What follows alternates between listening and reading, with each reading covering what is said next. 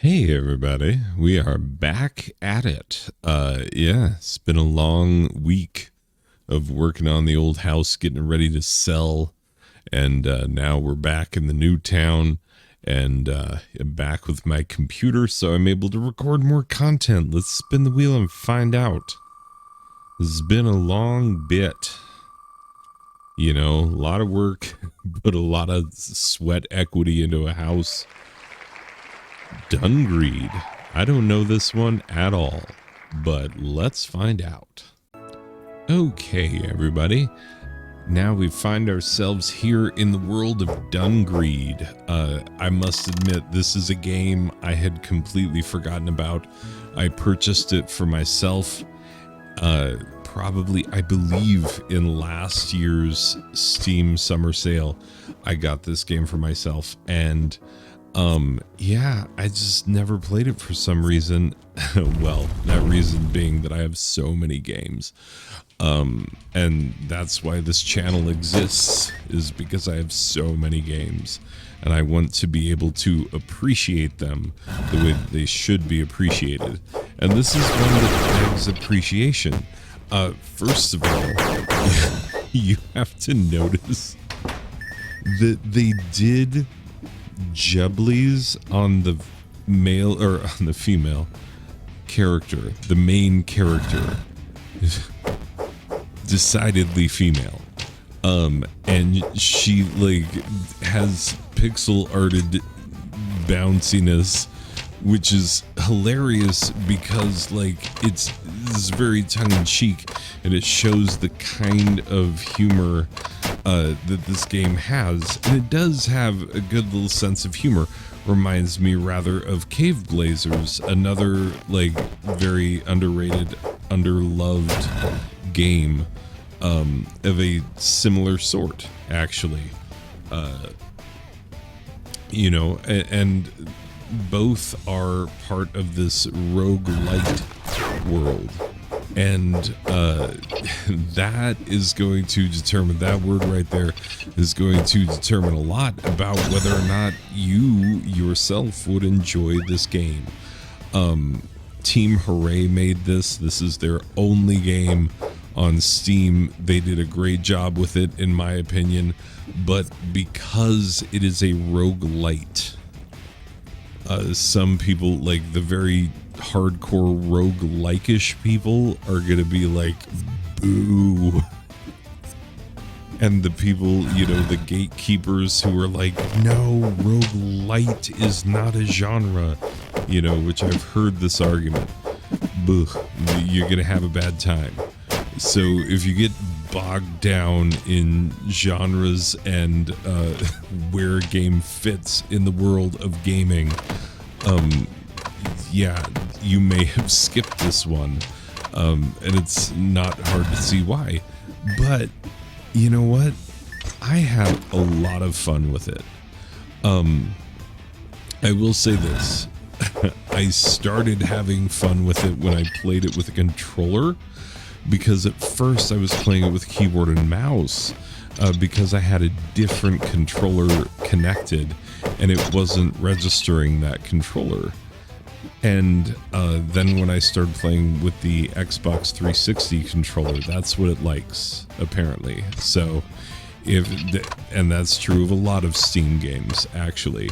But yeah, if you want to play with controller, and I hate playing platformers of any sort, roguelikey, dungeon crawly or no, if it's platforms, I want a controller.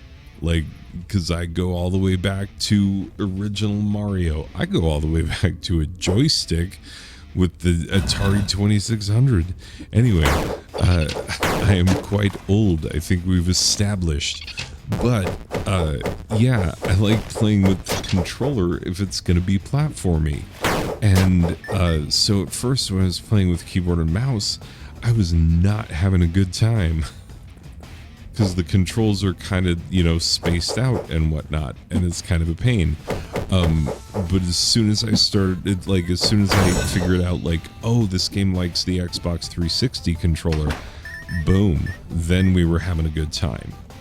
And although I'm not amazing at this game by any stretch of the imagination, it is a whole lot of fun.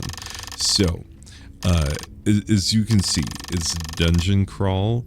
It's roguelite. Basically, you are a person who travels to this town where the entire town has been swallowed by this anthropomorphized dungeon. And so you go down into the dungeon to rescue the townspeople. And as you rescue the townspeople, you rebuild the town. And so you gain access to shops, and therein lies the roguelite-ish elements that you are able to improve between rounds of running through this dungeon. And I like that. Quite frankly, I like that. I always have, and I know that people that are hardcore roguelike who are like, no, it's just permadeath, and that's all it is. You die and you're dead, and then you're dead, and then you don't get anything as a benefit from having died.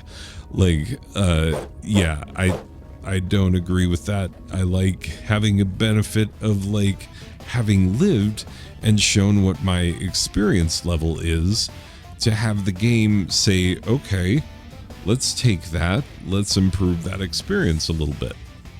You know, I like that. It balances itself. That's what I like about roguelites. And I know some will find this heresy, but like, whatever, you know, different strokes for different folks. And if you want to be the gatekeepers of genre or whatever, then you can, you know, thumb your nose at this kind of business. But I had a lot of fun, and that ultimately, to me, is what it's all about. You know, the controls are tight, quick to learn, you know, easy. You've got an attack, you've got a dash move, you know, you can jump dash, and it teaches you this. There's a really good tutorial. You know, I'm all about the tutorial. And also, like, yeah, there's some lore in this game. Like, let's get to my pet peeves of games. Let's get to these first. If a game throws too much lore at you at first, that's always bad. So it's a bad time. It's like, I don't need to know the entire world of Skyrim right now. I'm just trying to get away from that dragon in the beginning, you know, like, you can save the lore, weave it in over time. I'll figure it out, you know, but give me a tutorial, teach me to play the game. And Dungreed does a really good job of just, you know, taking you through what feels very much like a level. It doesn't feel too hand-holdy. You go through and you learn how to play the game, and then you're off and running.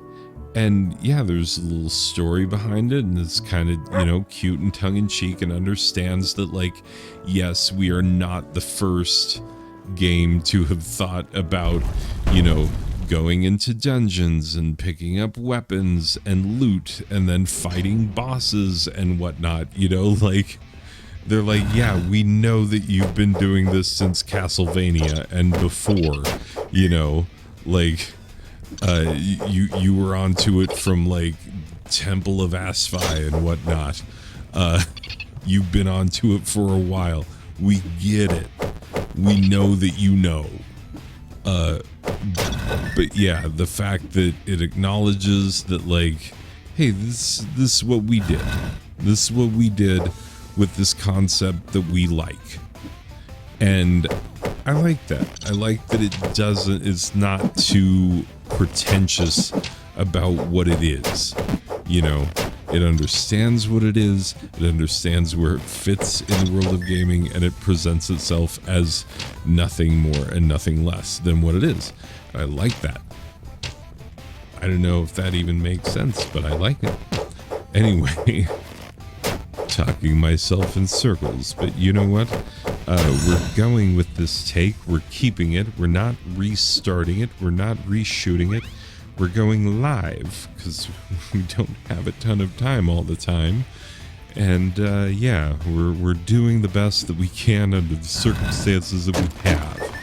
Anyway, but yeah, Dungreed is quite possibly the most roguelite that I have ever played. And I've played quite a few roguelites, and I like them in general, but this is the one that seems to like embrace the concept the most out of all of the roguelites that I've ever seen. And yeah, it makes it really fun, and it makes it really well balanced. And when you die, you know that it was your fault. You know, because there are things like the game tries to give you a way through. You know, it's not always easy, but it is possible. You know, at no point do you feel like, oh, this is completely impossible. It always feels like, oh, if I had done this, if I had been a little more accurate, if I had held on a little longer, you know, this, that, or the other, changed weapons at the correct time, the things that you can control within the game, you will feel like, oh, I should have done this instead. And that's, you know, it's a learning moment in how to play the game, and then you get better over time, and I like that. I've talked before, you know, in college, my wife, at the recommendation of friends of hers, she took a class in recreation. This is for people who like design and build parks and stuff. And anyway, there is a theory of fun, and the theory of fun is that you are having fun when you are able to engage in an activity in which the ability, the skill required by it is slightly greater than the skill that you have. So it's like just beyond your reach, is, you know, and that's where the fun is, is that like, oh, I've almost got this. That feeling is fun, according to science, apparently. So, yeah, I get that feeling with this game, and that means I'm having fun on a scientific level. I am having fun, so deal with it. Like, I guess deal with it. If, you know, you're such a purist that you can't with this kind of stuff. Because I do know people who can't with this kind of stuff, where they're just like, no. If it's got to have a KE, not a TE, you know? Anyway. Silly differences that don't make a huge difference in terms of whether or not the game is fun. What do we do? Anyway, what we do is we stop rambling and we put a final score on this game. Why don't we do that? So, for Dungreed, a fun little game, punching above its weight, seems way more than what it appears on the surface level. Yes, there are many games like this. Yes, this is, you know, just another entry in a very crowded field, but it's a good one. It's a very good one. It's one that I enjoyed very much, and so I'm giving it a final score of a 7.5 out of a possible 10 gatekeepers. Gatekeepers. Is this from a real game, or was this AI generated art? Because I got lazy and I told the AI to generate me some art of what a gatekeeper would look like in a video game. It was the AI. Anyway, regardless, 7.5 out of 10 is what we're giving this game. And that will do it for this one, ladies and gentlemen. Stay tuned. When the Steam Summer Sale hits, I will give you my guide to the sale, you know, good games at every possible price point of a budget variety. No, like, oh, it's a $30 game that used to be $60. No, none of that. We're starting at $10 at the highest level, going all the way down to less than $1 on the low end. And it's fun. It's a good time. And so, yeah, keep your eyes peeled for those videos coming out later this week. I will have the regularly scheduled Steam game review and retro game review this week. And also, there's going to be some giveaways coming up. So stay tuned. It's going to be a whole thing. Anyway, ladies and gentlemen, thank you for being here for this one. I will see you in the next one. Okay, bye.